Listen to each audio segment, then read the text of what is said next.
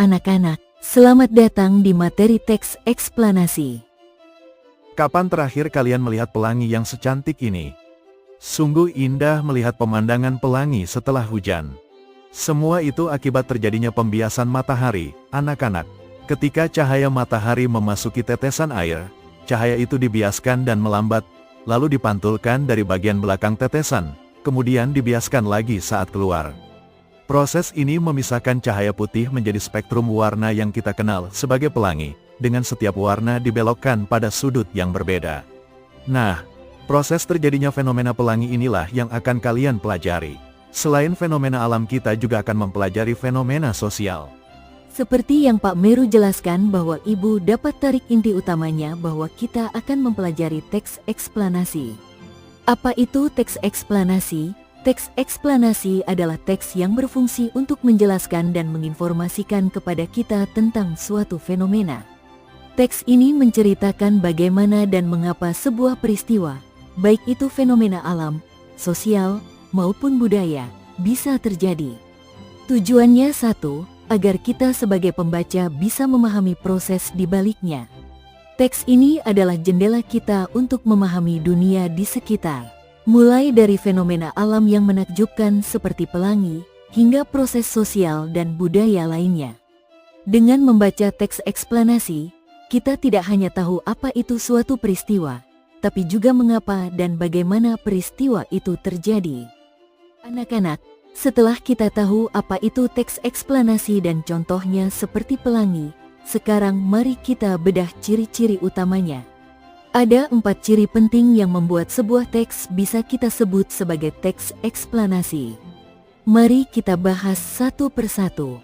Ciri yang pertama dan paling mendasar adalah fungsinya, yaitu menjelaskan suatu kondisi, peristiwa, atau fenomena.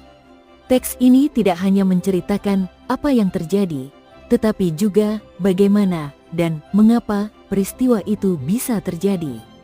Coba kita kembali ke contoh pelangi. Teks eksplanasi tentang pelangi tidak akan berhenti pada kalimat "ada pelangi yang indah setelah hujan". Teks tersebut akan menjelaskan prosesnya secara detail, bagaimana sinar matahari berinteraksi dengan butiran air, bagaimana cahaya dibiaskan dan dipecah, hingga akhirnya menghasilkan spektrum warna yang kita lihat. Ini adalah inti dari teks eksplanasi, memberikan pemahaman tentang sebuah proses. Ciri kedua adalah teks eksplanasi bersifat informatif. Artinya, teks ini bertujuan utama untuk memberikan informasi dan pengetahuan kepada pembaca, bukan untuk membujuk atau mempengaruhi. Dalam teks eksplanasi, kalian tidak akan menemukan kalimat-kalimat yang bersifat persuasif atau mengajak, seperti "ayo kita jaga lingkungan agar tidak terjadi banjir". Kalimat seperti itu biasanya ada di teks pidato atau persuasi. Teks eksplanasi hanya fokus pada penyampaian fakta dan proses secara objektif. Tujuannya murni untuk menambah wawasan kita. Nah, ini ciri yang paling penting. Teks eksplanasi harus berdasarkan fakta atau faktual. Informasi yang disampaikan tidak boleh berupa opini pribadi atau karangan fiktif. Ciri yang terakhir, teks eksplanasi bersifat keilmuan. Artinya, teks ini seringkali berkaitan dengan ilmu pengetahuan, baik itu sains, sosial, maupun budaya. Topik yang dibahas adalah fenomena yang bisa dijelaskan secara akademis.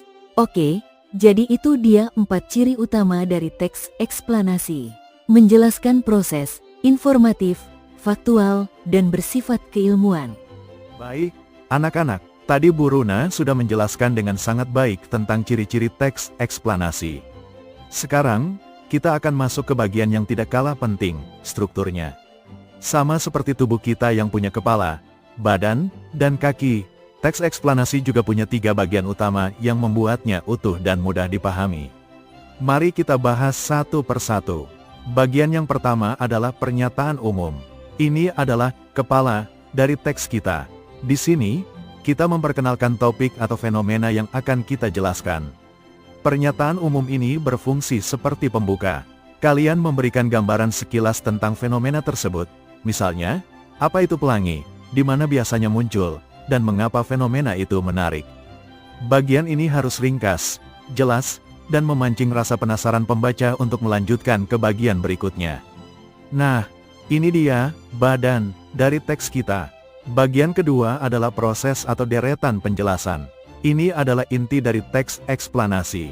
Di sini, kita menjelaskan bagaimana dan mengapa fenomena itu terjadi secara rinci dan berurutan. Dalam bagian ini, kita akan menjabarkan setiap tahapan atau sebab akibat dari sebuah fenomena. Bagian ini sangat penting karena disinilah kita memberikan pemahaman mendalam kepada pembaca. Ingat, harus berdasarkan fakta. Bagian terakhir adalah kaki dari teks kita, yaitu penutup atau kesimpulan. Bagian ini seringkali berisi rangkuman dari proses yang sudah dijelaskan, atau sekadar menegaskan kembali informasi penting yang sudah disampaikan. Teks penutup tidak perlu panjang. Fungsinya adalah untuk memberikan penegasan akhir kepada pembaca. Kesimpulannya, setiap bagian dalam teks eksplanasi memiliki perannya masing-masing. Pernyataan umum memperkenalkan, deretan penjelasan menguraikan proses, dan penutup menyimpulkan. Ketiganya harus saling terhubung agar teks menjadi utuh dan informatif. Nah, ini adalah contoh teks eksplanasi dengan fenomena alam gunung meletus. Ibu ada pertanyaan? Tentukan struktur dari contoh teks ini dan silakan diskusikan sebentar dengan teman sebangku kalian. Anak-anak, kalian semua hebat. Nah, sekarang waktunya kalian membuktikan pemahaman itu dengan sebuah proyek kecil.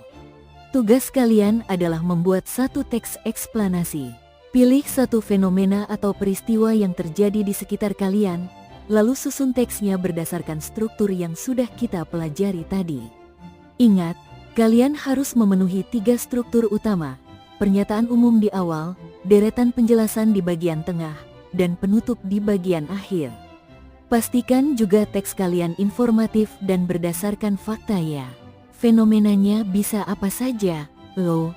Misalnya, mengapa daun bisa gugur di musim kemarau? Bagaimana proses terjadinya gerhana bulan? Atau mungkin, bagaimana proses pembuatan tempe? Semua topik yang bisa dijelaskan secara ilmiah bisa kalian pilih. Tugas ini akan kalian kerjakan di rumah. Minggu depan, kita akan adakan sesi presentasi di depan kelas. Jadi, siapkan diri kalian untuk membacakan teks eksplanasi yang sudah kalian buat. Selamat bekerja.